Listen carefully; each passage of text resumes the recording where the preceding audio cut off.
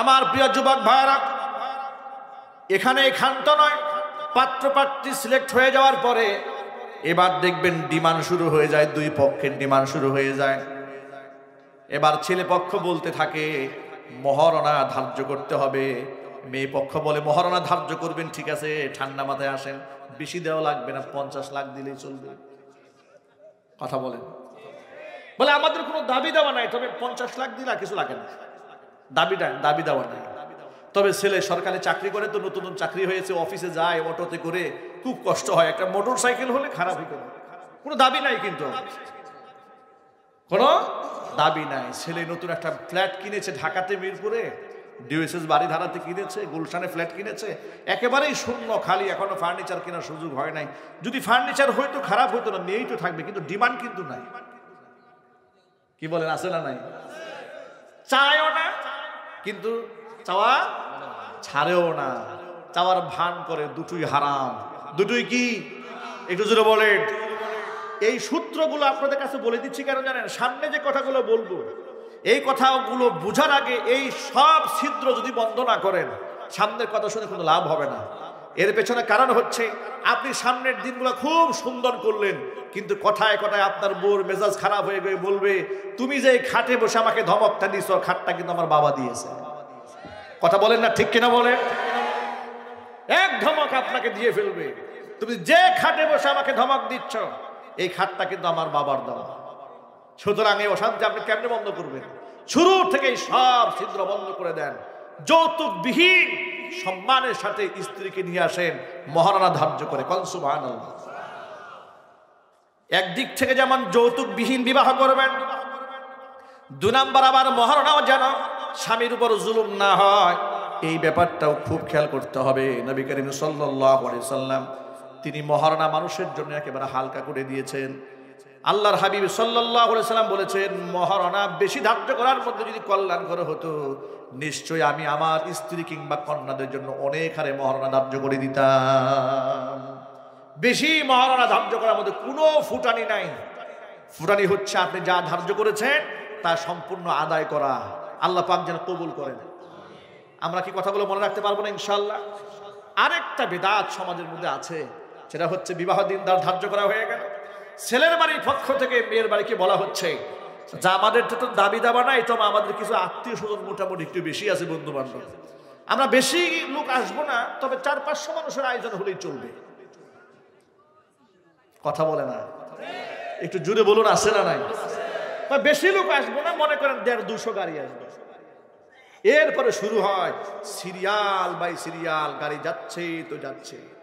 কার বিয়ে? অমুকের ছেলের বিয়ে, কার সাথে? অমুকের মেয়ের সাথে বিবাহ, একেবারে পদ্মা সেতু গাড়ি দিয়ে ভরে ফেলছে। কথা বলেন, ঠিক কিনা বলেন?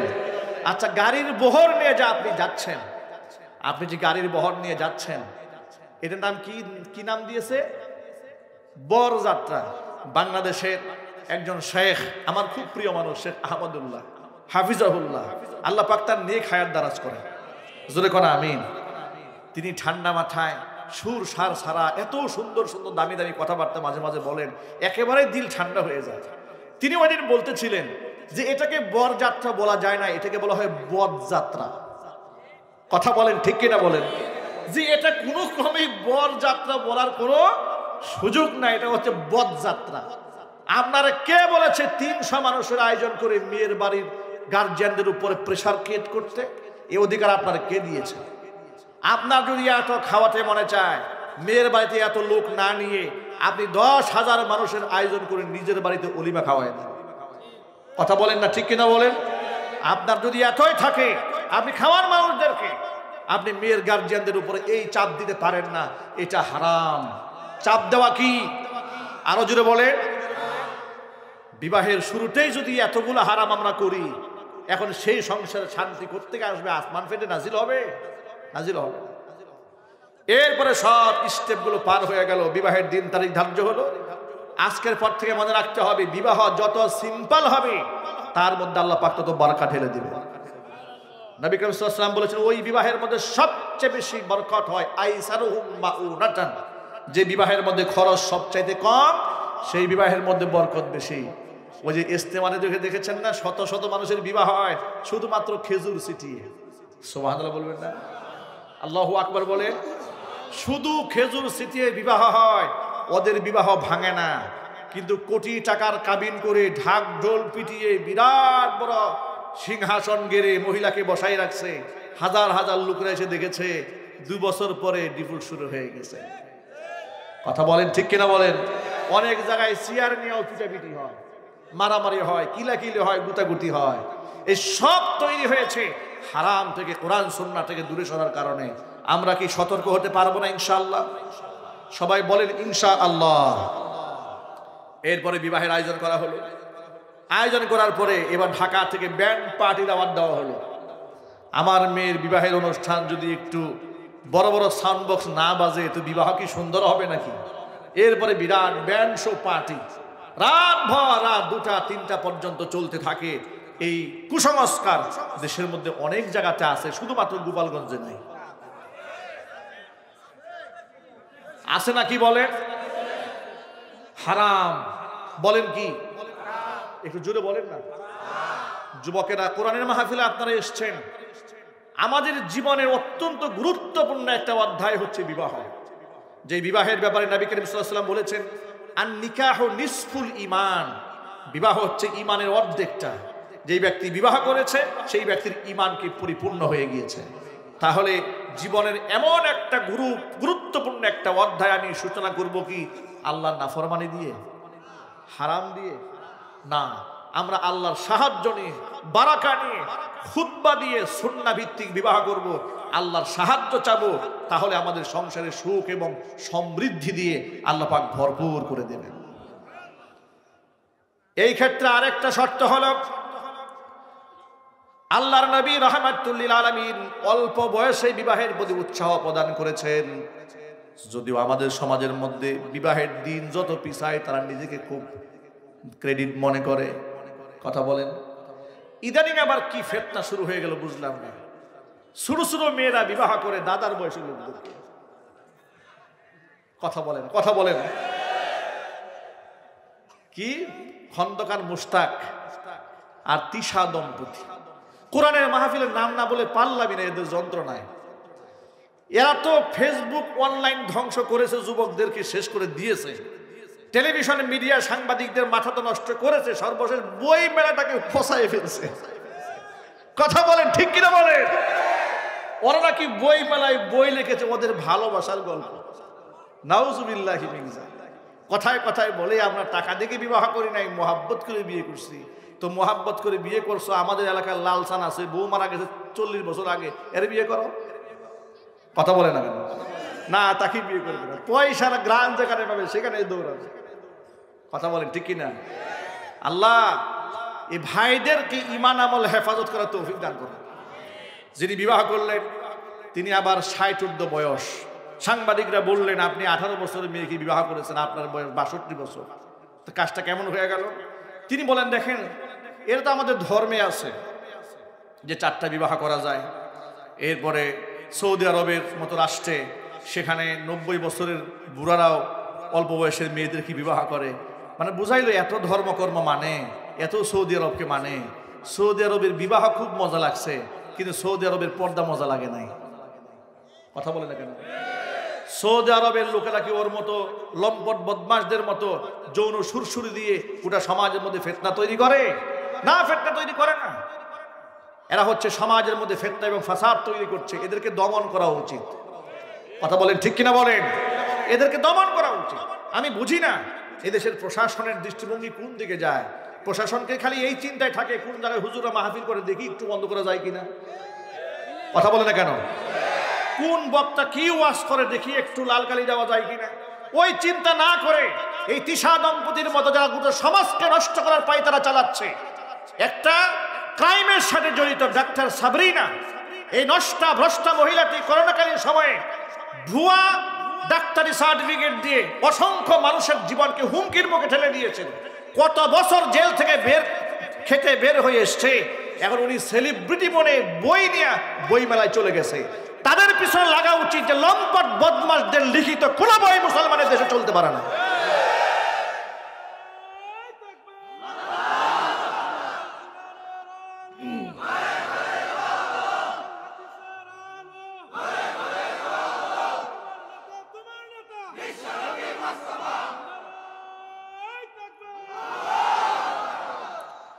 সুতরাং এগুলো নিয়ন্ত্রণে আনা উচিত।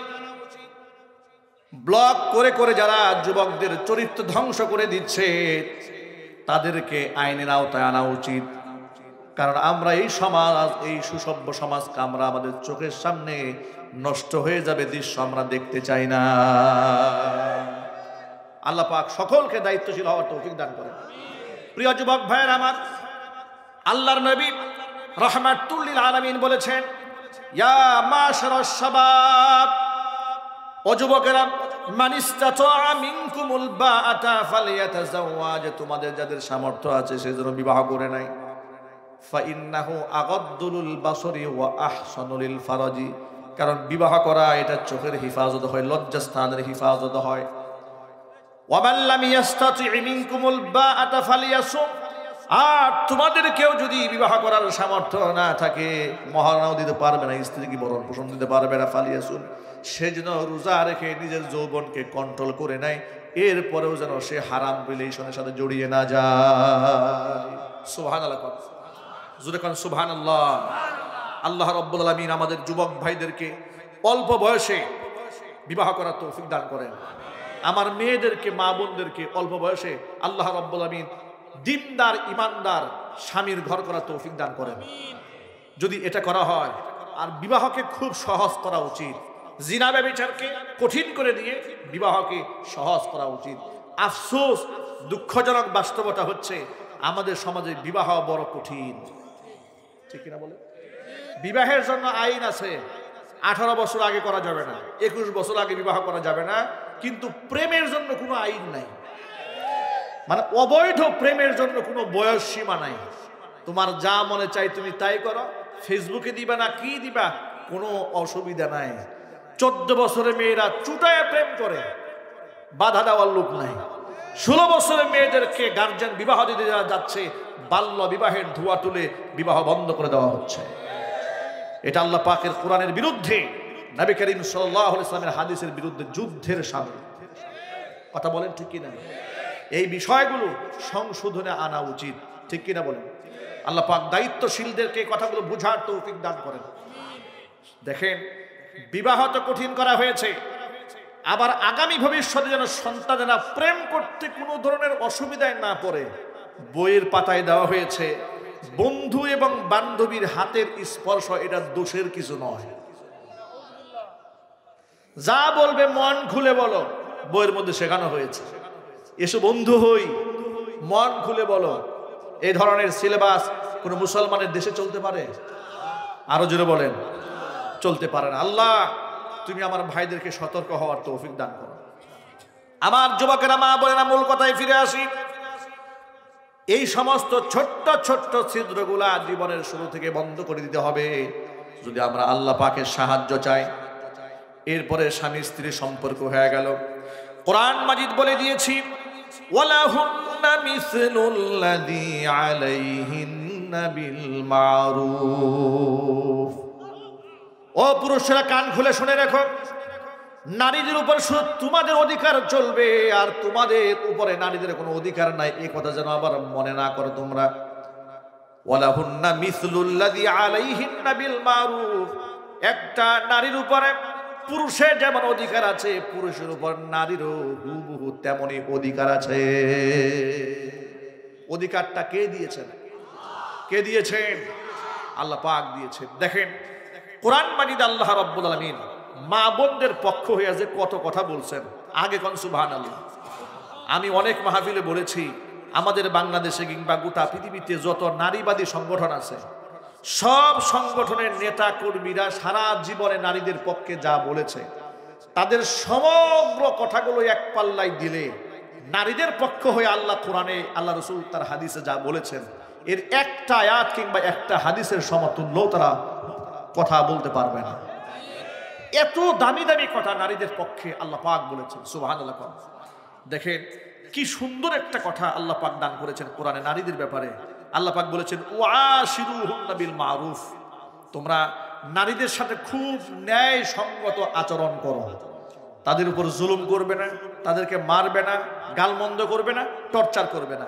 ফাইন কারিহুতুমুহুন্না, তাদের কোনো আচরণে, তার কোনো ব্যবহারে তোমার মনে কষ্ট লেগেছে, তোমার তার প্রতি একটু ঘৃণা তৈরি হয়েছে, কিংবা সে একটু অপছন্দের কাতারে চলে যাচ্ছে। ফাআসা আন তাকরাহু শাইআ ওয়া ইয়াজআলাল্লাহু ফীহি খায়রান কাসীরা। তুমি যে জিনিস অপছন্দ করছো এমন তো হতেও পারে সেই অপছন্দনীয় কোনো জিনিসের মধ্যে আল্লাহ তোমার জন্য কল্যাণ রেখে দিয়েছেন। সুবহানাল্লাহ বলবেন না? আচ্ছা, নারীদের পক্ষ হয়ে এত দামি কথা পৃথিবীর কেউ বলেছে? আরো জোরে বলেন। সারা পৃথিবীর মানুষ কি বলেছে? নারী খারাপ, এর পিটাইয়া হাড্ডি গুড্ডি ভাঙ্গা গর্তে বের করে দে। কথা কোন? সমাজ এটা বলেছে। আল্লাহ পাক বলেন ফাআসা ইন তাকরাহু, যদি তোমরা ফাইন কারিহতুমুহুন্না, এদের আচরণে তোমার একটু বিরক্তি তৈরি হয়েছে তা তোমার স্ত্রীর উপরে, তুমি তার ব্যাপারে চূড়ান্ত সিদ্ধান্ত নিতে যেও না। তুমি এটাও তো চিন্তা করতে পারো যে যার আচরণে একটু আমি আঘাত পেয়েছি তার মধ্যে আল্লাহ আমার জন্য কোনো কল্যাণও দান করতে পারেন। এমনও হতে পারে এই মেয়ের গর্ভে, এই মহিলার গর্ভে, এমন স্ত্রীর গর্ভে আল্লাহ আমাকে এমন সন্তান দিতে পারেন যে সন্তানের কারণে আমার মুখ উজ্জ্বল হবে দুনিয়াতে, আমি সম্মানিত হব আখিরাতে। ঠিক কিনা বলেন? তাও তো হতে পারে। এইভাবে আল্লাহ পাক নারীদের পক্ষ হইয়া কথা বলেছেন। চিল্লায় কোন সুবহানাল্লাহ। নারীদের অধিকার নিয়ে ইসলামে দারুণ দারুণ কথা আছে। নারীদের সকল ক্ষেত্রে অধিকার আছে।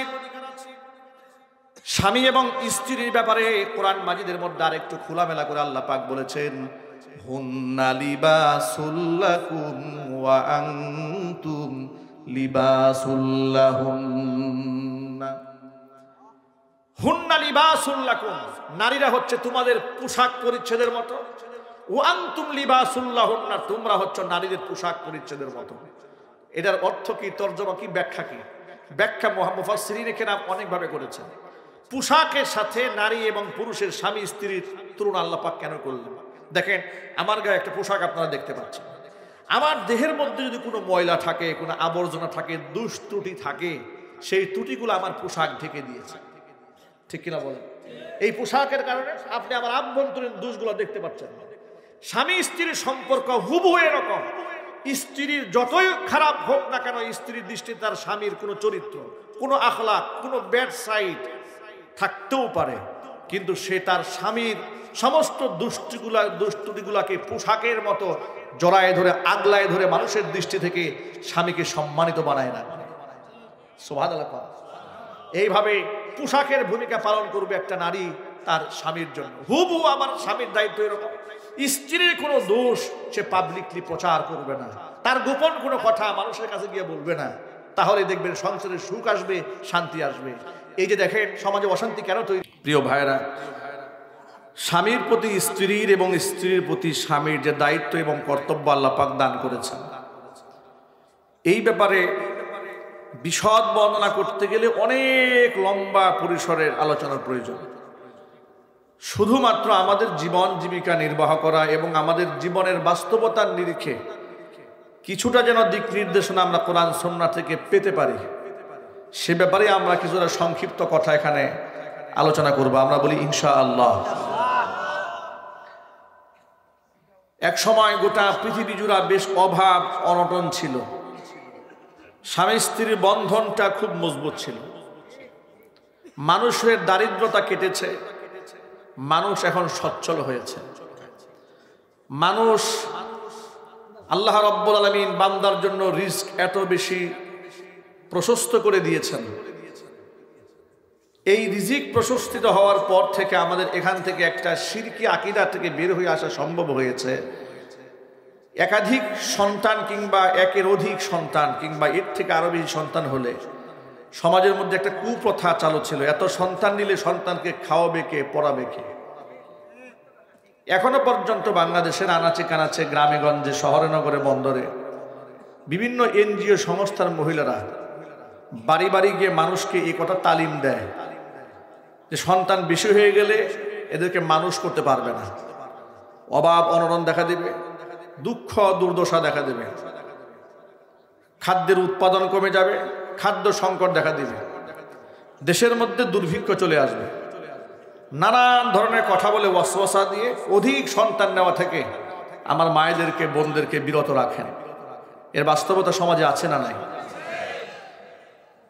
তারা যে কত বড় ডাহা মিথ্যাবাদী, তাদের এই কথাটা যে কতটা বাস্তবতা বিবর্জিত তার বড় প্রমাণ হচ্ছে আপনি আমাদের অঙ্গনটা একটু তাকিয়ে দেখুন। স্বাধীনতার সময় এদেশে মানুষ ছিল কত কোটি?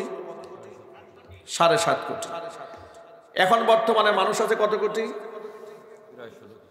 প্রায় 17 কোটি। যদি তাই হয়ে থাকে তাহলে সেই হিসেবে যখন 7.5 কোটি মানুষ এদেশে বসবাস করেছে, এখন মানুষ ডাবলেরও বেশি হয়ে গেল, ঠিক কিনা বলেন? ডাবলের বেশি হওয়ার কারণে যদি আগেকার দিনের মানুষ 3 বেলা ভাত খেয়েছে, তো এখন হিসেব অনুযায়ী তো 1.5 বেলা ভাত খাওয়া উচিত। কথা বলা কেন? কারণ জমিন তো বড় হয় না, জমিন তো আগেরটাই আছে। ওদের কথা যদি সত্য হয় যে মানুষ মারলে রিজিক ভাগাভাগি হয়ে যাবে, খাদ্য সংকট দেখা দেবে, ওদের কথা যদি সত্য হয় তাহলে স্বাধীনতার সময় মানুষ যদি 1.5 বেলা ভাত খেয়ে থাকে, 3 বেলা খেয়ে থাকে, বর্তমানে 1.5 বেলা কিংবা 1 বেলা ভাত খাবে। কিন্তু বাস্তবতা উল্টো হয়েছে, বরং 7.5 কোটি মানুষ যে রিজিক পেয়েছে, 17 কোটি মানুষ তার থেকে 3 ডাবল রিজিক বেশি পেয়েছে। কারণ রিজিকের মালিক কে? সবাই বলুন।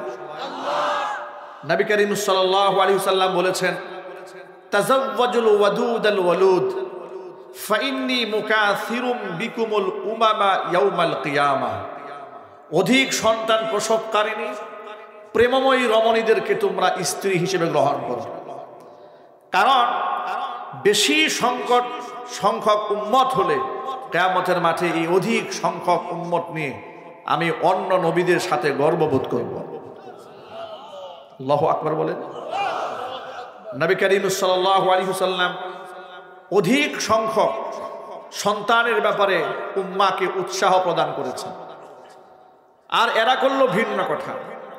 কোরআন মাজিদের মধ্যে আল্লাহ রাব্বুল আলামিন বলেছেন, যখন কোনো ছেলে বিবাহ করতে যায়, বিবাহের ব্যাপারটা এত বেশি ইসলামে উৎসাহ দেওয়া হয়েছে, ইয়াকুনু ফুকারা ইউগনিহিমুল্লাহু মিন ফাদলি।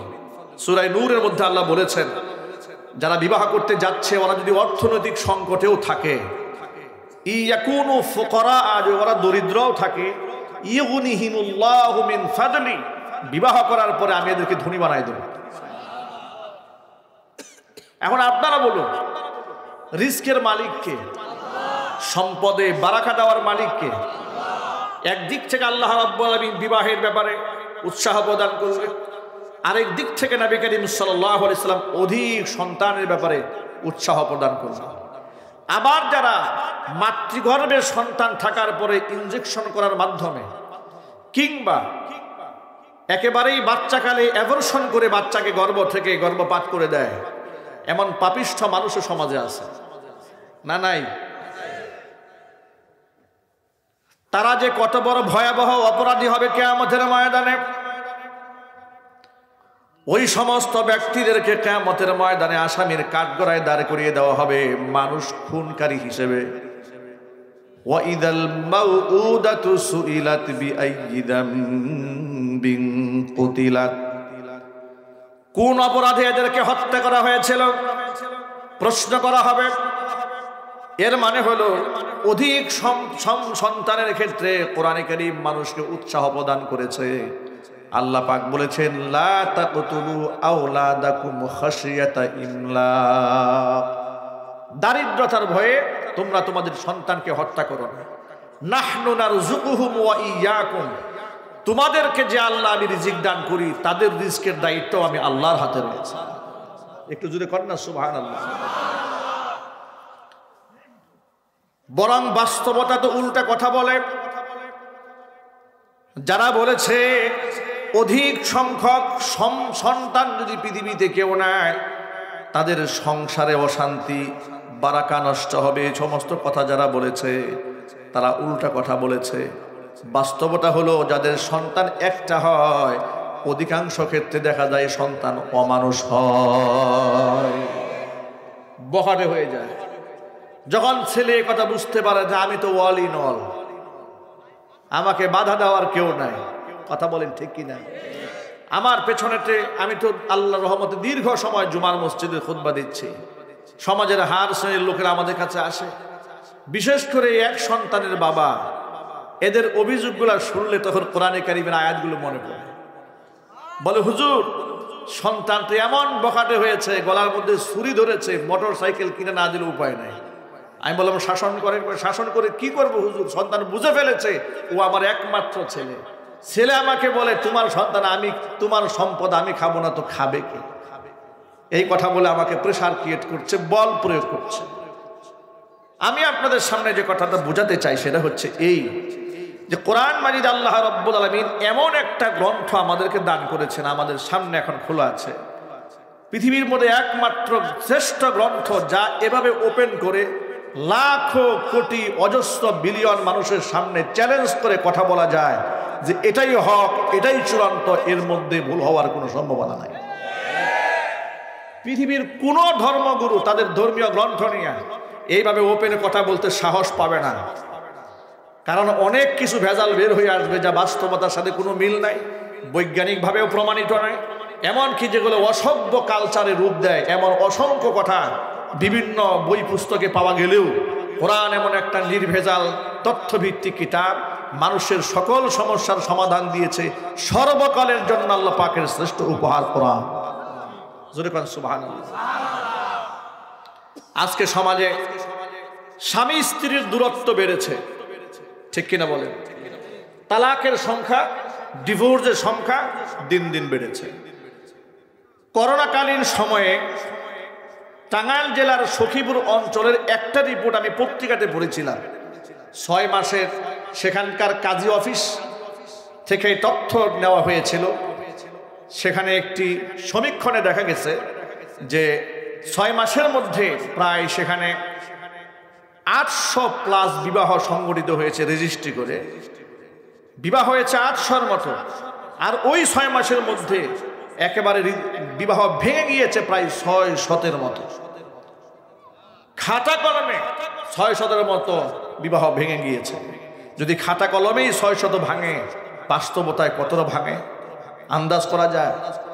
আজকে স্বামী স্ত্রী যে দূরত্ব তৈরি হয়েছে, একের প্রতি একের যে সন্দেহ তৈরি হয়েছে, সমাজের মধ্যে শুরু হয়েছে পরকীয়া, শুরু হয়েছে জেনা, ব্যভিচার। আর মোবাইল নামক গজবটা কাছে থাকার কারণে, যে মোবাইল দিয়ে আপনি পৃথিবীর সমস্ত ভালো ভালো জিনিসগুলোও শিখতে পারেন, আবার এটা দিয়ে আপনি খারাপ জিনিসও দেখতে পারেন।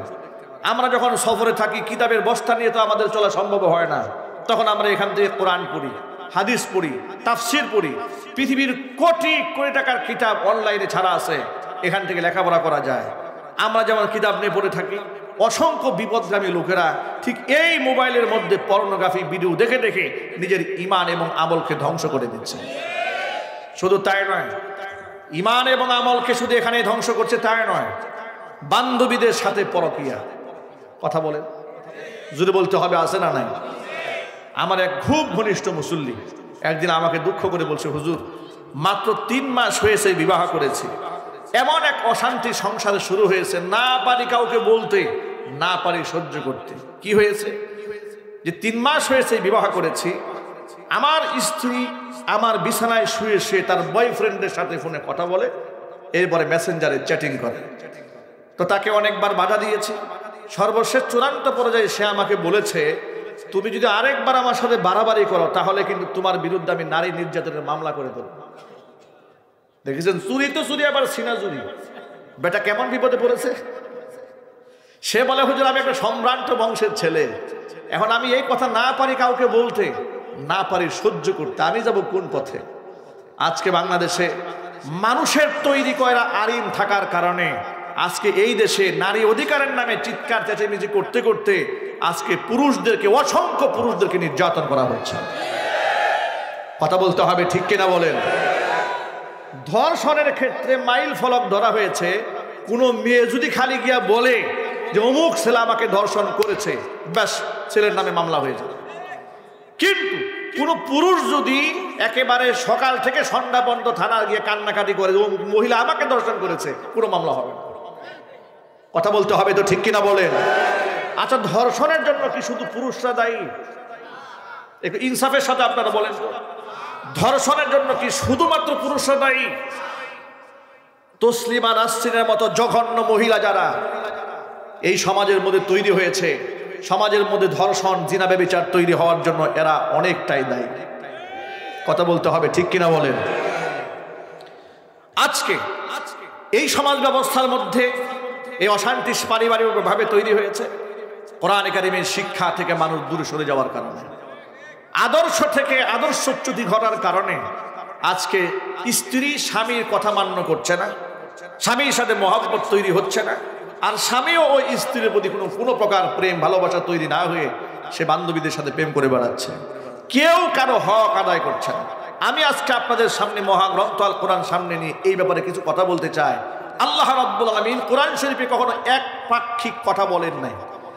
যেমন আমাদের বাংলাদেশে যত বুদ্ধিজীবী আছি, ওই বুদ্ধিজীবী গুলো নিজের বুদ্ধি দিয়া এমন এমন বুদ্ধি বের করেছে যে বুদ্ধি মানলে মানুষের আরো বিপদ বেড়ে যায়। যেমন নারী অধিকারের নামে যত স্লোগান বাংলাদেশে আছে, ওই স্লোগান যদি কোনো মহিলা বাস্তব জীবনে অ্যাপ্লাই করতে চায়, রাস্তাঘাটে ধর্ষিতা হওয়া ছাড়া তার কোনো উপায় নাই। নারীরা কি বলেছে? আমি কোথায় গিয়েছি, কি পড়েছি, দুষ্টা আমার নয়, ধর্ষক দুষ্টুর, ওদের স্লোগান। আমি কোথায় গিয়েছি, কি পড়েছি, দুষ্টা আমার নয়, এটা প্রতিবাদের ভাষা ওদের। ওদের প্রতিবাদের ভাষা হচ্ছে দেহ আমার, সিদ্ধান্ত আমার। ওদের প্রতিবাদের ভাষা হচ্ছে আমার গায়ে থ্রি পিস থাকবে না, কামিজ থাকবে না, শর্ট কামিজ থাকবে না, জিন্স থাকবে, সিদ্ধান্ত আমার। মৌলবীদের বলার কিচ্ছু নাই। দেখুন, একপাক্ষিক কথা, পাগলের প্রলাপ। আপনি যদি আগুন এবং মোম পাশাপাশি রাখেন, নিশ্চয়ই আগুনের তাপে মোম গলবে, এটা একটা স্বাভাবিক ব্যাপার। কথা বলেন না, ঠিক কিনা বলেন? আল্লাহ রাব্বুল আলামিন নারী এবং পুরুষকে ভিন্ন ভিন্ন হরমোনে তৈরি করেছেন। নারীর প্রতি পুরুষের, পুরুষের প্রতি নারীর একটা আকর্ষণ, এটা সৃষ্টিগতভাবে আল্লাহ পাক তৈরি করেছেন। কিন্তু সেই পবিত্র আকর্ষণ যেন নাপাক না হয়, এই জন্য আল্লাহ রাব্বুল আলামিন নারী পুরুষের পর্দার বিধান দিয়েছেন। আবার জৈবিক চাহিদার যেন অবক্ষয় না ঘটে, এই জন্য আল্লাহ পাক বিবাহের বিধান দান করেছেন। সুবহানাল্লাহ বলবেন না? কি সুন্দর জীবন ব্যবস্থা ইসলামে উপহার দিয়েছে আল্লাহ রাব্বুল আলামিন। বিবাহের ক্ষেত্রেও দেখুন, স্বামী স্ত্রীর মিল মোহাব্বত তৈরি তখন থেকেই হবে যখন স্ত্রী একজন উপযুক্ত স্বামী পাবে আর স্বামী একজন উপযুক্ত স্ত্রী পাবে। বিবাহের ক্ষেত্রে ইসলামের নীতিমালা হলো, আল্লাহর হাবিব সাল্লাল্লাহু আলাইহি ওয়াসাল্লাম কন্যাদের পিতাদেরকে বলেছে, ও কন্যার পিতারা শোনো, তোমার উপযুক্ত মেয়ের বিবাহের প্রস্তাব যদি এমন ছেলের পক্ষ থেকে আসে যার ধার্মিকতায় তুমি সন্তুষ্ট, ওই বিবাহের প্রস্তাবকে তুমি প্রত্যাখ্যান করে দিও না। যে ছেলের দিনদারিতায় তুমি সন্তুষ্ট, ওই বিবাহকে তুমি না বলো না। সুবহানাল্লাহ বলেন। ব্যালেন্স করেছেন, এক পক্ষকে নবী করিম সাল্লাল্লাহু আলাইহি ওয়াসাল্লাম কথা বললেন, এবার ছেলে পক্ষকে আল্লাহ পাক, আল্লাহ রাসূল কি নসিহত করেছেন শোনেন। এটা মেয়ে পক্ষকে বলা হলো, তোমার মেয়ের বিবাহের প্রস্তাব যদি এমন ছেলের পক্ষ থেকে আসে যার ধার্মিকতায় তুমি সন্তুষ্ট, এই প্রস্তাবকে না করো না। যার প্রমাণ নবী করিম সাল্লাল্লাহু আলাইহি ওয়াসাল্লাম নিজে দান করেছেন। আল্লাহর নবীর কলিজার টুকরা মেয়ে ফাতেমাতুজ জাহরা রাদিয়াল্লাহু তাআলা আনহা, জান্নাতি রমণীদের সর্দারিনী, তার বিবাহের প্রস্তাব কত উন্নত জায়গা থেকে এসেছে, কত শত শত কোটি টাকার মালিক তৎকালীন যুগের রাজা বাদশাহ পর্যায়ের লোকদের পক্ষ থেকে বিবাহের প্রস্তাব গেছে। নিজের মেয়ের জন্য আল্লাহর নবী অ্যাকসেপ্ট করেন নাই, গ্রহণ করেননি। হযরত আলী কাররামাল্লাহু ওয়াজহাকে মেয়ের জামাই হিসেবে তিনি পছন্দ করেছেন, অথচ হযরত আলীর বিবাহের মহারণা দেবে এতটুকু সামর্থ্য তার ছিল না। এত কষ্টে সংসার কেটেছে।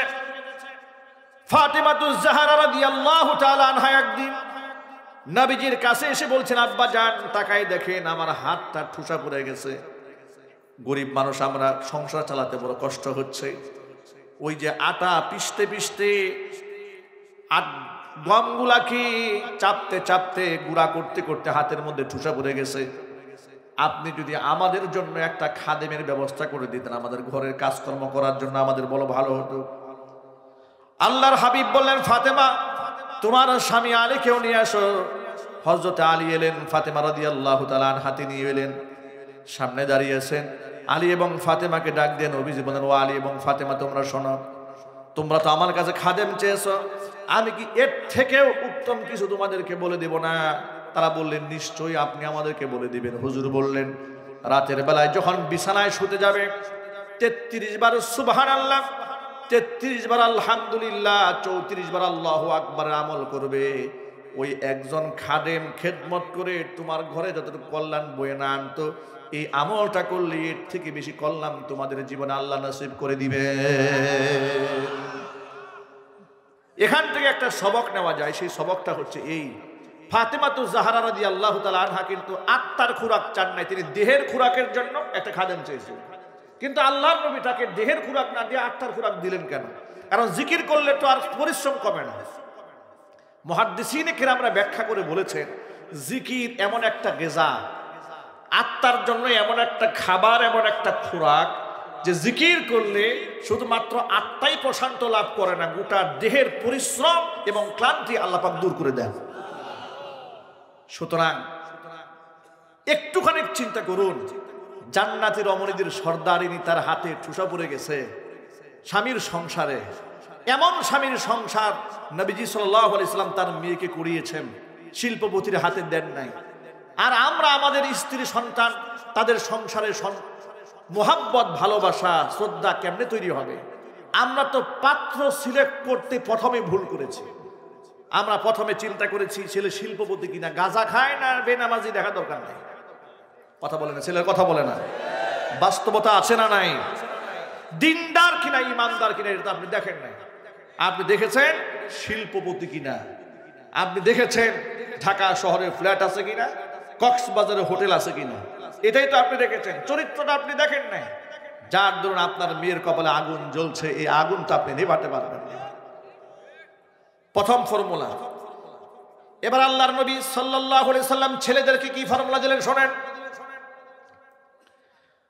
আল্লাহর হাবিব বলেন, তুনকাহুল মারআতু লিআরবাইন, 4টা গুণ দেখে মেয়েদের বিবাহ হয়।